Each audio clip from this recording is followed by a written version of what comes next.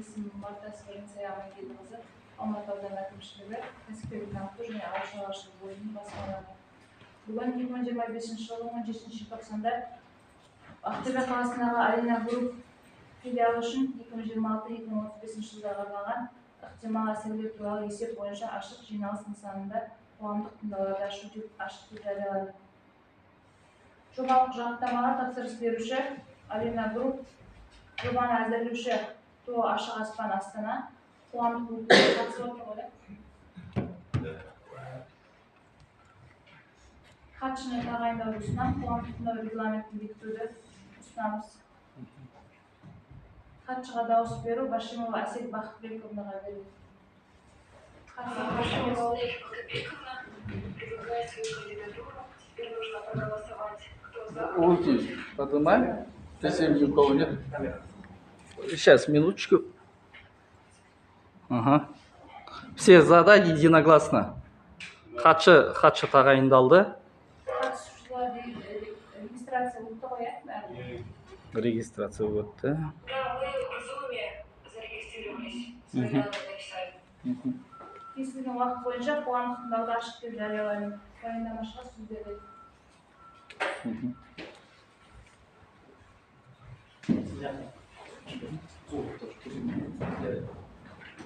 Қайырлы күн, құрметті қоғамдық тыңдауға қатысушылар. Мен есім Шынтас Нұртәулет, осы жобалаушы мекеменің өкілі. Бүгінгі қоғамдық тыңдауға шақырылып отқан тақырып Алина Групп жауапкершілігі шектеулі серіктестігі Ақтөбе қаласындағы филиалының 2026-2035 жылдарға арналған ықтимал әсерлері туралы есеп бойынша қоғамдық тыңдаулар.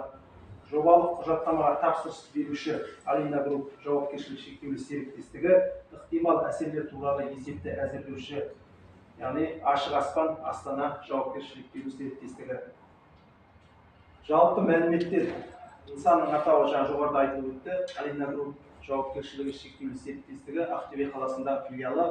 Жобаға тапсырыс беруші Алина Групп. Кәсіпорынның негізгі қызметі, кәсіпорынның негізгі өндірістік қызметі жоғары өнімді жабдықтар мен технологияларды пайдалана отырып, минералды шикізатты қайта өңдеу және құрылыс гипсін өндіру, гипсі карбон парақтарын өндіру, құрғақ құрылыс қоспаларын, су негізіндегі лак бояу материалдарын, су праймерлерін, пұба желімін және минералды тастар мен сәндік бояуды шығару болып табылады. Кәсіпорынның шаруашылық қызметінің объектілері 3 өндірістік алаңда орналасқан. Олар мыналарды қамтиды. Бірінші алаң өндірістік алаң 413 үй, екінші алаң өнеркәсіптік аймақ курсанттық тас жолының 41-ші, яғни разъезд, нөмірі 48-ші учаске. Үшінші алаң Ақжар кенті 043-ші мекенжайда орналасқан. Бұл жобада Ақтөбе қаласындағы Алина Групп жауапкершілігі шектеулі серіктестігі филиалының 2026-2035 жылдарға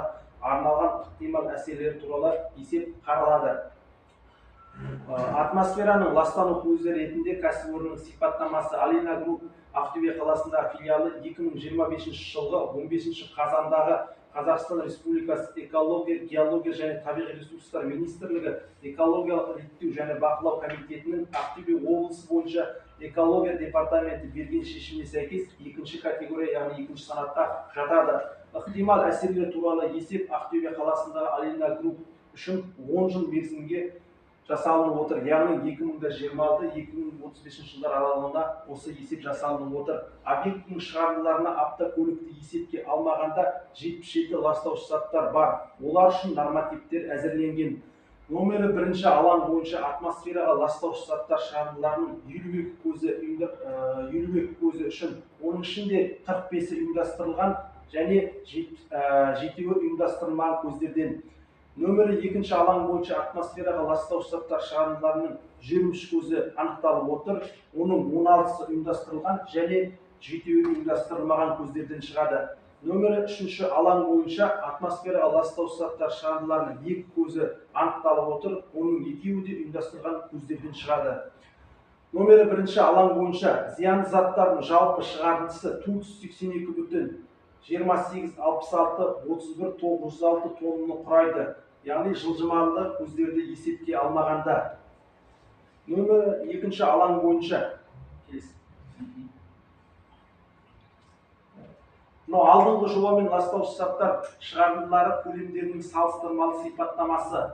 Яғни бірінші алаң бойынша мына жерде көріп отырсыздар 2018-2027 жылдары 310,215,97,176 тонна жылына ластаушы заттар шыққан. Ауаға екінші алаң бойынша 89,28,49,524, үшінші алаң бойынша 78,72,21,95,34, яғни тонна жылына осындай шығарындылар ауаға шығып отқан. Ал енді осы алдағы жобада, яғни 2026-2035 жылдарға арналған жобада бірінші алаң бойынша 482,28,66,31,906 тонна жылына, екінші алаң бойынша 269,03,93,32,655 тонна жылына, үшінші алаң бойынша 10,44,83,19 тонна жылына шығарындылар шығады осы алдағы 10 жылдың көлемінде.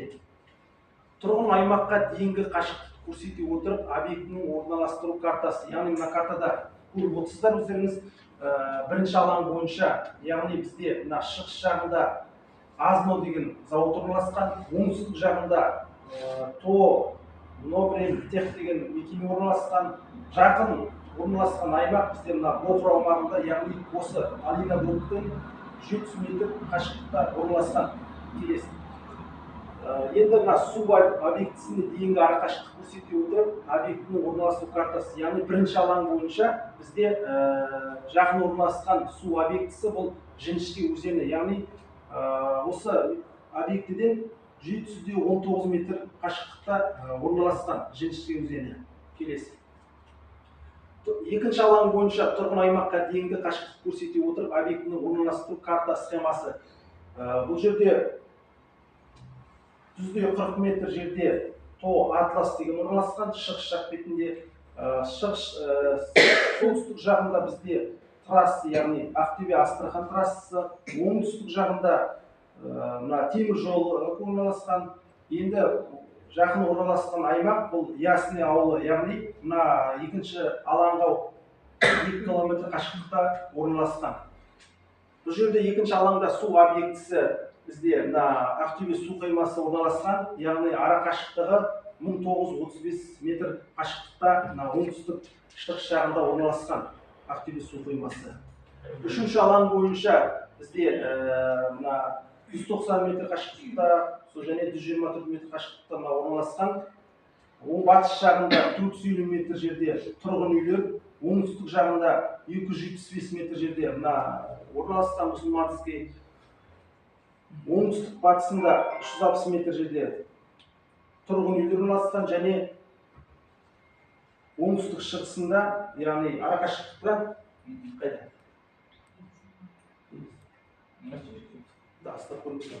енді осы үшінші алаң бойынша су объектісіне дейінгі арақашықтық көрсете отырып, объектінің орналастыру картасы, яғни бізде мына Бұтақ деген және Қарғалы өзендері 1318 метрде Қарғалы және 1054 метрде Бұтақ өзені орналасқан осы үшінші алаңға. Ластаушы заттар шығарындыларының көздері көрсетілген объектінің орналастыру картасы схемасы. Мына бірінші алаң бойынша қандай ластаушы заттардың шығарындыларының көздері мына картада көрсетілген, барлық көздер жаңа айттық жоғарыда. Екінші алаң бойынша тоже ауаға ластаушы заттардың шығарындыларының, яғни көздер, источниктер дейміз, солар орналастырған мына картада. Қай жерде қандай источник барлығы көрсетілген.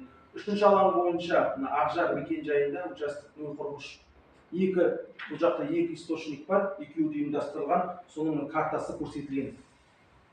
Ластаушы заттардың жер бетіндегі концентрациясының шамаларын есептеу және талдау. Бірінші алаң бойынша фондық шоғырларды ескере отырып, Ақтөбе қаласы өнеркәсіп аймағы 413 үй мекенжайы бойынша ластаушы заттардың тізімі берілген, қанша шығады ауаға, соның бары көрсетілген осы картада. Кестеде. Екінші алаң бойынша, яғни ластаушы заттардың жер бетінде концентрациясының шамаларын есептеу және талдау, және фондық концентрацияларды ескере отырып, промзона 41, яғни курсанттық тас жолы 148 мекенжайында екінші алаңның ластаушы заттардың тізімі осы кестеде көрсетілген. Үшінші, ластауыш заттардың жер бетіндегі концентрациясының шамаларын есептеу және талдау. Ақтөбе қаласы Ақжар кенті 043 мекенжайы бойынша фондық шоғырлануды ескере отырып, осындай жаңағы заттар, ластауыш заттар шығарылады, яғни екі көзден. Өндіріс және тұтыну қалдықтары, яғни кез келген кәсіпорын болғаннан кейін ауаға шығарады, сонымен қатар өндіріс және тұтыну қалдықтары түзіледі.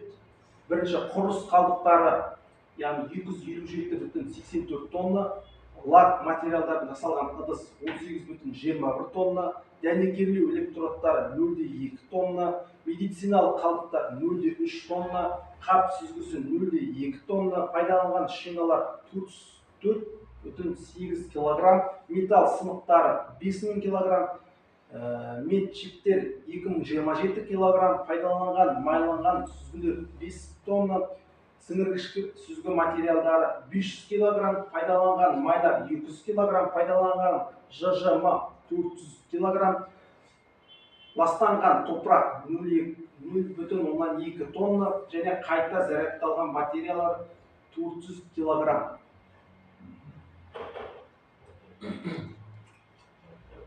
Жаңа бірінші алаң бойынша айтып өттім, екінші алаң бойынша құрылыс қоқыстары 257,84 тонна, лак материалдар жасалған ыдыс 18,21 тонна, дәнекерлеу электродтар 0,2 тонна, медициналық қалдықтар 0,3 тонна, қап сүзгісі 0,2 тонна, пайдаланған шиналар 404,8 килограмм, металл сынықтары 5000 килограмм, мед чиптер 2027 килограмм, пайдаланған майланған сүзгілер 5 тонна, сіңіргіштер сүзгі материалдар 500 килограмм, пайдаланған майлар 200, ластанған топырақ 0,2 тонна, қайта зарядталған батареялар 400 килограмм, антифриз 600 килограмм, есептен шығарылған химиялық заттар, яғни мерзімі өткен 600 литр, пайдаланған шпалдар 4 тонна, ағаш қалдықтары 5 метр куб, аралас, яғни қаптама 57 метр куб.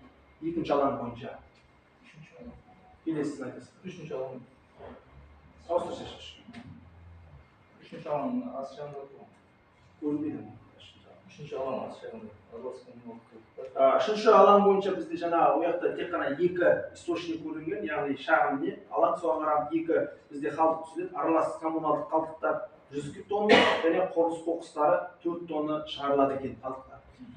Төлқұжаттау, Алина Групп Ақтөбе қаласындағы филиалы кәсіпорын қызметі барысында пайда болатын қауіпті қалдықтардың паспорттары жасалады және бекітіледі. Қауіпті қалдықтар паспорттарының нысанын қоршаған ортаны қорғау саласындағы уәкілетті орган бекітеді. Қауіпті қалдықтардың әрбір түріне жеке толтырылады және қалдықтар пайда болған кезден бастап 3 ай ішінде экологиялық кодекстің 384 бабына айқындалған тәртіппен ұсынылады. Кәсіпорында Алина Групп Ақтөбе қаласында филиалында барлық қауіпті қалдықтар бойынша қалдықтардың паспорттары бар.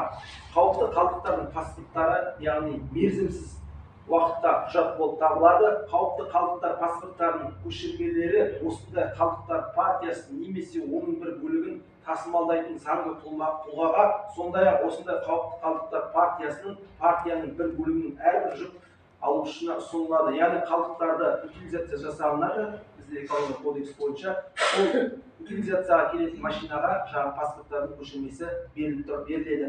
Табиғи ортаның құрамдас бөліктері және көзделіп отырған қызметтің елеулі әсеріне ұшырауы мүмкін өзге де объектілер туралы ақпарат, яғни фаунаға әсерді бағалау. Бұл объект ерекше қорғалатын табиғи аумақтардың, қорықтар мен қорықтардың жерлерінде, сондай-ақ олардың қорғау аймақтарында орналаспайды. Қазақстан Республикасының қызыл кітабына енгізілген ағаш өсімдіктері мен жабайы жануарлар жоқ. Флораға әсерді бағалау. Нысан Алина Групп Семей қаласында филиалы тек бөлінген учаске шегінде орындалады, сондықтан флораға теріс әсер етпейді. Топырақ жамылғысына әсер етуді бағалау. Мемлекеттік акт бойынша бөлінген учаскенің ауданы Батыс өнеркәсіп орталығы нөмірі 1 учаскесі 1,1678 гектар, екінші учаске Әуезова көшесі 130 және 130-4,3192 гектар. Жер учаскенің мақсаты өндірістік базаға қызмет көрсету болып табылады. Өнеркәсіп орындары елді мекендерде орналасқан, табиғи жер бедері бұзылмайды, жерлердің құрамына кірмейді. Бұл аумақта Қазақстан Республикасының қызыл кітабына енгенмен бірде-бір өсімдік көрсетілмеген, яғни аталмаған.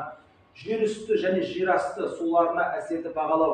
Нысан өз қызметі барысында сарқынды суларды жер бедеріне, сүзу алаңдарына, булану тоғандарына және де басқа жер үсті, жер асты су ағындарына жібермейді. Жоғарыда айтылғандардың негізінде іс-шараларды жүзеге асыру қоршаған ортаға ең аз әсер етуге ықпал етеді деп қорытынды жасауға болады. Сондықтан нысанды салу кезінде жер үсті және жер асты сулары теріс әсер күтілмейді деп жоспарланған. Назарларыңызға рахмет.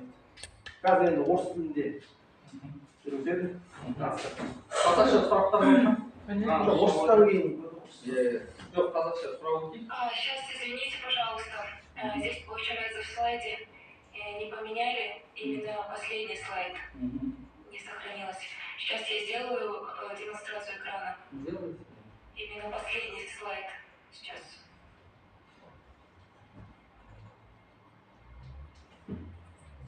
Вот оценка воздействия на флору.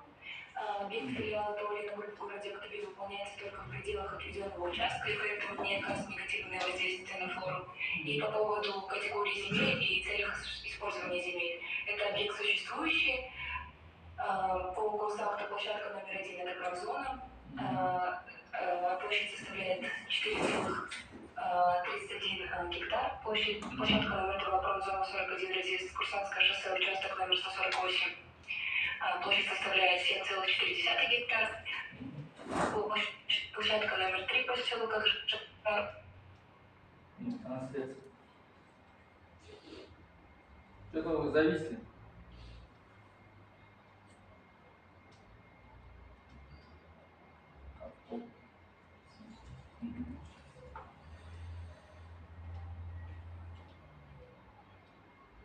Просто, оказывается, не поменялось в казахском варианте. Не сохранилось этот слайд.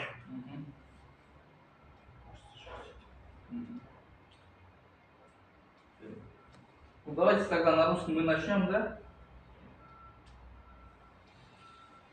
Все понятно? На русском все то же самое. Если кому... Давайте проголосуем, или как? Или просто либо все равно зачитаете все на русском теперь. Последний Нет, слайд здесь- включите. Нет, понятно же? Понятно, да? Конечно. Чем, в принципе? Конечно. Вы зачитали на казахском языке. Ну, если нужно будет на русском языке, тоже без проблем можно Просто прочитать. последний слайд поставьте еще мне, скажите, а так все понятно.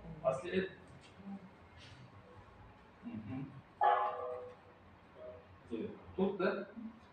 Ну, где не сказать. Последний, где с семейным сравнение, там что-то непонятно. Они вот тут, да. Все. Нет, наоборот, назад. 20-й слайд. Назад. 20-й? Сейчас. Давайте 20-й. Ну вот я его только что зачитала. Да. Так, вопросы?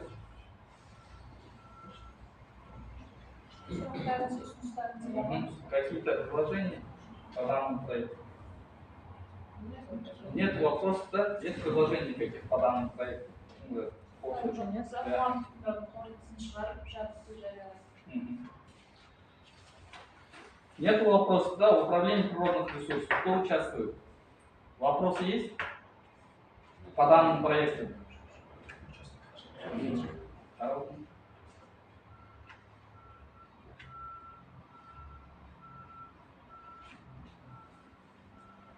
Вопросы есть?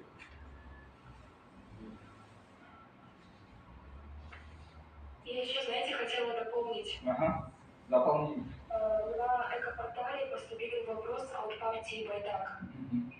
Там получается несколько вопросов, но дело в том, что вопросы в информационной системе поступили 12 декабря. Но по правилам проведения общественных слушаний вопросы в информационной системе либо письменно наручно на адрес управления природных ресурсов принимается не позднее 3 рабочих дней до даты проведения общественных слушаний. То есть 12 декабря вопрос поступил, 12 и 15 это только 2 рабочих дня, 16 выходной. То есть сроки были не выдержаны. В данном случае эти вопросы должны были озвучиться онлайн от партии «Байдак». Но они не подключились онлайн. На экопортале мы также ответили, что согласно правилам проведения общественных слушаний не позднее 3 рабочих дней принимается замечание в информационной информационной системе. Дело просто это озвучить тоже. Все хорошо, понятно. Еще есть какие-то вопросы, предложения по данному проекту?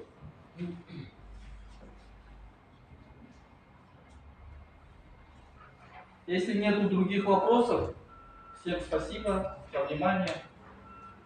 На этом общественное слушание объявляется закрытым. Спасибо. Спокойно.